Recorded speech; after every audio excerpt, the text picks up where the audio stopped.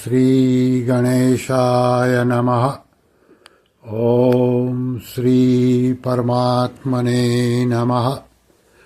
सभी गीता प्रेमियों को सादर प्रणाम के साथ जय श्री कृष्ण। अध्याय 6 श्लोक क्रमांक 19।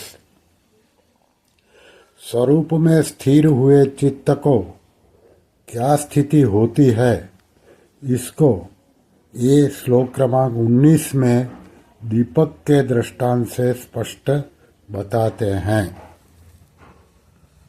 यथा दीपो निवातस्थो नैंगते सोपमा स्मृता योगिनो यतचित्तस्य युञ्जतो योगमात्मनः।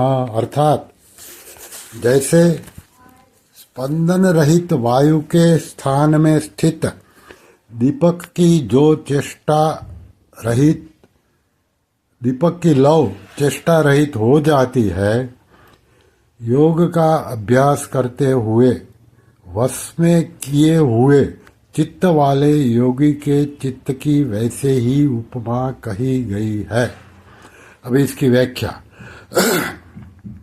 जैसे सर्वथा स्पंदन रहित वायु के स्थान में रखे हुए दीपक की लौ थोड़ी भी हिलती डुलती नहीं है, ऐसे ही जो योग का अभ्यास करता है, जिसका मन स्वरूप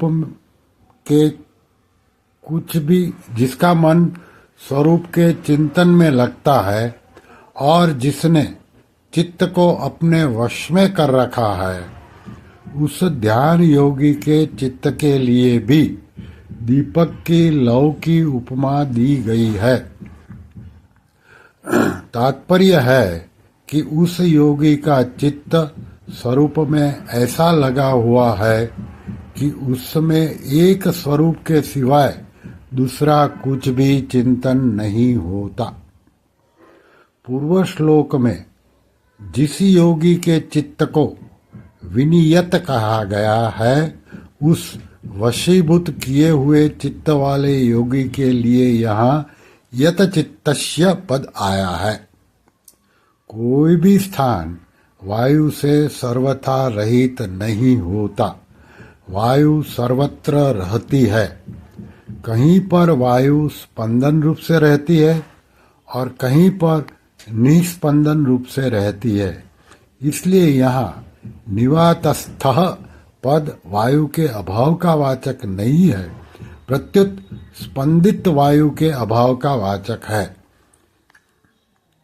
यहाँ उपमेय चित्त को पर्वत आदि स्थिर अचल पदार्थों की उपमा न देकर दीपक की लौ की ही उपमा क्यों दी गई? दीपक की लौ तो स्पंदित वायु से हिल भी सकती है, परंतु पर्वत कभी हिलता ही नहीं, अतः पर्वत की ही उपमा देनी चाहिए थी। इसका उत्तर यह है कि पर्वत स्वभाव से स्थिर अचल और प्रकाशहीन है, जबकि दीपक की लौ स्वभाव से चंचल और प्रकाशमान है। चंचल वस्तु को स्थिर रखने में विशेष कठिनता पड़ती है।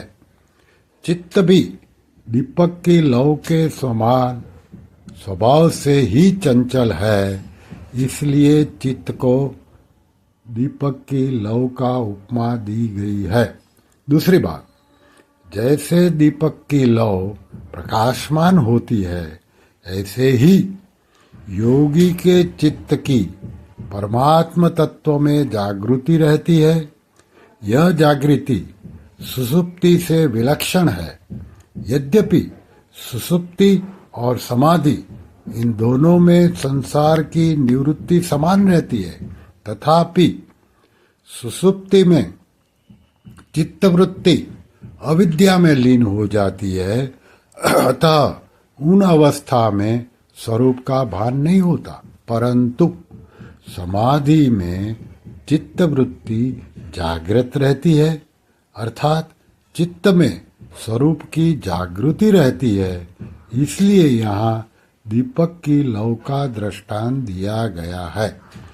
इसी बात को चौथे अध्याय के 27वें श्लोक में ज्ञान दीपिते पद से कहा है।